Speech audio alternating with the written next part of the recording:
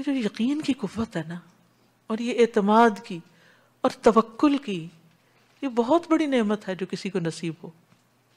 اللہ پہ میرا بھروسہ ہے، حسبی اللہ لا الہ الا هو علیہ توکلت وہو رب العرش العظیم۔ اور جس معاملے میں آپ اللہ پہ بھروسہ کرتے ہیں وکفی باللہ وکیلا، اللہ پھر کافی ہو جاتا ہے اس کے لیے۔ لیکن اصل بات یہ کہ یہ الفاظ آپ کے دل کی گہرائیوں سے نکلے ہوئے ہوں، اندر سے نکلے ہوئے ہوں کہ میرا اللہ پہ بھروسہ ہے، چاہے رزق کا معاملہ ہو، عزت ذلت کا معاملہ ہو، کسی نفع نقصان کا معاملہ ہو، کوئی کام آپ کرنا چاہتے ہیں زندگی میں، کوئی پیشن ہے آپ کا، تو آپ دیکھیں اللہ اس کو پورا کر دے گا۔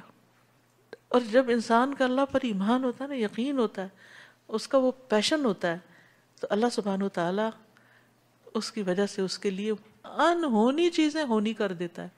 ہم جب دین کے کسی حکم پر عمل نہیں کرنا چاہتے نا، تو ہم طرح طرح کے بہانے ڈھونڈتے رہتے ہیں۔ بات یہ کہ ہم اندر سے خود کنونس نہیں ہوتے، دین ہمارا پیشن نہیں ہے۔ اگر پیشن ہو تو ہمارے لیے مشکل سے مشکل راستے آسان ہو جائیں، نہ ہونے والی چیزیں ہوتی نظر آنے لگیں آپ کو۔ تو بات یہ ہے کہ پہلے تو اللہ پر یقین ہو اور پھر اس کی باتوں پر عمل ہو، تو پھر آپ دیکھیے کہ کیسے کیسے کرشمے ہوتے ہیں۔